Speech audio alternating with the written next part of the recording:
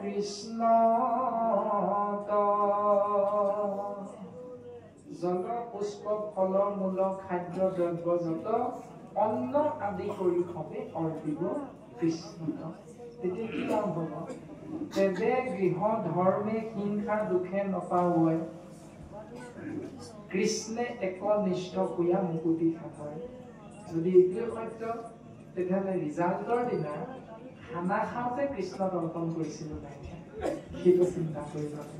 ২ নম্বৰতে কঠীয়া পাৰোতে যেতিয়া গুৰুদেৱ নাম ভকতক অৰ্পণ কৰিছিলো, ৯ মুঠি খাওঁতে আমলৰীয়া হাঁহটো বৰ হৈছিলে নি মনলৈ আনিব লাগিছে। জল পুষ্প ফল মূল খাদ্য দ্ৰব্য যত অন্ন আদি কৰি হবে অৰ্পিব কৃষ্ণ। এতিয়া অন্ন আদি কৰি সকলোবিলাক কৃষ্ণতে অৰ্পণ কৰিছো, কিন্তু এইটো চিন্তা লগে লগে কৰিব লাগিব কাষতে থকা বাতিটোত ৰক্তৰঞ্জিত আহাৰ অকণমান গৈছে। এইটো লগে লগে চিন্তা কৰাটো প্ৰয়োজন, কাৰণ ৰক্তৰঞ্জিত আহাৰ ভগৱন্তই গ্ৰহণ নকৰে। সেইকাৰণে হাজাৰ জোতা মুখা গাই গায়ো যদি ভকতৰ অগ্ৰত আগবঢ়াই দিয়া আহাৰ মুঠিৰ পাত্ৰৰ কাষত যদি ব্ৰইলাৰ মাংস অকণ থাকে, তেতিয়াহ'লে সেই অন্ন কেতিয়াও শুদ্ধ অন্ন। প্ৰত্যেকটো কথা আমি শাস্ত্ৰৰ মাধ্যমেৰে চিন্তা কৰাটো প্ৰয়োজন। বাণী আৰু ধ্বনি আমাক বহুতে প্ৰশ্নও কৰে যে যদি মাছ মাংস নোখোৱা তেতিয়াহ'লে তুমিতো শাক পাচলি খোৱা, তাতোতো জীৱ আছে, সেইবিলাক বধ কৰিলেওতো অপৰাধ হয়, সেই অপৰাধৰ পৰা মুক্তি কেনেকৈ? বহুতে মোবাইলত ফোন কৰি কৰি প্ৰশ্নও সোধে বা কমেণ্টো দিয়ে। তাৰ বিষয় দৰ্শন কৰাইছে শাস্ত্ৰই যে বাণী আৰু ধ্বনি দুটা শব্দ ব্ৰহ্ম আছে। বাণী কেৱল মানুহে ক'ব পাৰে আৰু ধ্বনি ইতৰ প্ৰাণীয়ে ক'ব পাৰে। এনেকৈ বাণী আৰু ধ্বনি ক'ব নোৱাৰা যিবিলাক জীৱ আছে, সেইবিলাকক বাণী আৰু ধ্বনি ক'ব পৰা শৰীৰধাৰী জীৱাত্মাৰ আহাৰ হিচাপে ভগৱন্তই সৃজন কৰিছে। সেয়া হ'ল সাত্বিক আহাৰ। সেইটো হ'ল সাত্বিক আহাৰ।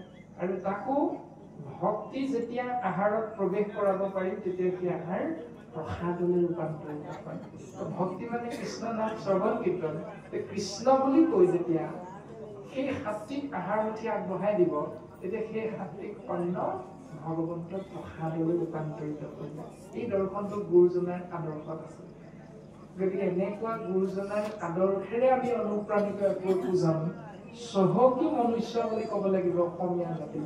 গতিকে তেনে অসমীয়া জাতি অসম মূলকত বসবাস কৰা আমি শৰীৰধাৰী মনুষ্য নামৰ জীৱই যদি সেইখিনি আদৰ্শ জানিবলৈ বুজিবলৈ চেষ্টা নকৰি গোটেইখন যদি খেলি মেলি কৰি পেলাওঁ, তেতিয়াহ'লে মংগলৰ বিপৰীতে কিন্তু অমংগল নিশ্চিত। যেনেকৈ ভগৱন্ত পুৰুষে দ্বাপৰ যুগত নিৰ্গুণ নিৰাকাৰ কৃষ্ণ তত্ত্বই সগুণ সাকাৰ ৰূপ ধাৰণ কৰি মনুষ্য ৰূপত মনুষ্য লীলা কৰিছিল শ্ৰীকৃষ্ণ ৰূপত। আৰু যেতিয়ালৈকে যদুবংশৰ বীৰসকলে কৃষ্ণক জগতৰ ঈশ্বৰ বুলি শ্ৰদ্ধা ভক্তি কৰি আছিল, তেতিয়ালৈকে যদুবংশৰ মংগলেই হৈ আছিল। কিন্তু যিদিনাই যদুবংশৰ বীৰসকলে ভাবিছিল কৃষ্ণইতো আমাৰ সমান বয়সীয়া লগৰীয়াহে আমাৰ, যি মুহূৰ্ততে সেই বুলি ভাবিবলৈ ধৰিলে, সেই মুহূৰ্তৰ পৰা যদুবংশৰ ধ্বংস নিশ্চিত হ'ল। অৰ্থাৎ ভগৱন্ত কৃষ্ণ তত্ত্বই সৃষ্টিৰ স্থিতি হিচাপে যদুবংশক ৰক্ষণাবেক্ষণ দি আছিল। কিন্তু যে মুহূৰ্ততে কৃষ্ণক লগৰীয়া বুলি ভাবিলে, অশ্ৰদ্ধা কৰিলে, অৱমাননা কৰিলে, সেই মুহূৰ্তৰ পৰা ভগৱন্তই কাল ৰূপ ধাৰণ কৰি যদুবংশক ধ্বংস কৰিলে। ঠিক তেনেকৈ ভগৱন্ত কৃষ্ণৰ বাংময় মূৰ্তি হ'ল ভাগৱত। বাংময় মূৰ্তি ভাগৱত, আৰু বাংময় মূৰ্তি ভাগৱতৰে ক্ষুদ্ৰ সংস্কৰণ হ'ল নামঘোষা।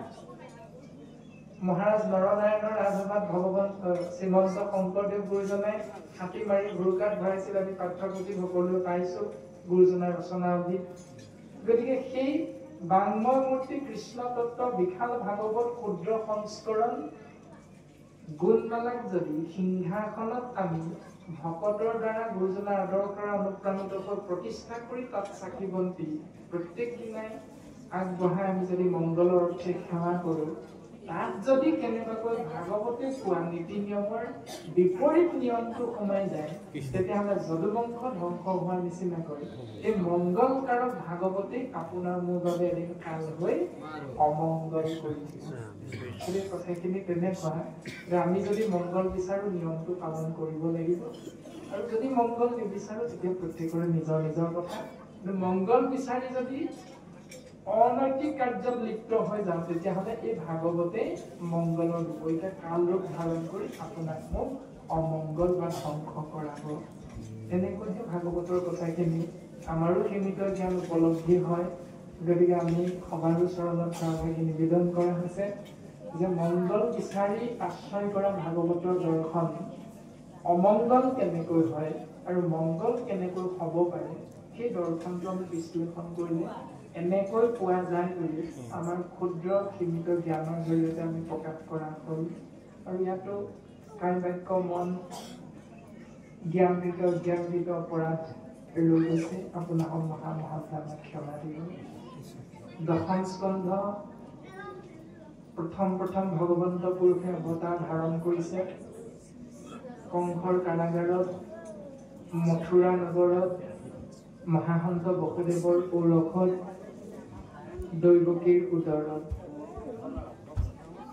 ইয়াৰ পৰা হয়তো আমাৰ কালি এই কথাখিনি ৰন্তু শইকীয়া বাপ আহিছিল। আমাৰ বাপে কৈছে আমি বাৰু গম নাপাওঁ কোন আহিছিল, কিন্তু আমাৰ অজিত বাপে কৈছে যে কালি ৰাতি ৰন্তু শইকীয়া বাপ আহিছিল আৰু আজি দিনৰ ভাগত চন্দ্ৰবাব জনে আহিছিল। শ্ৰীমন্ত শংকৰদেৱ সংঘৰ পদাধিকাৰ মানে উপ পদাধিকাৰ বাপজনা আমাৰ গৃহলে আজি অলপ দিনৰ আগত আজিৰ দৰে অনুষ্ঠান এভাগি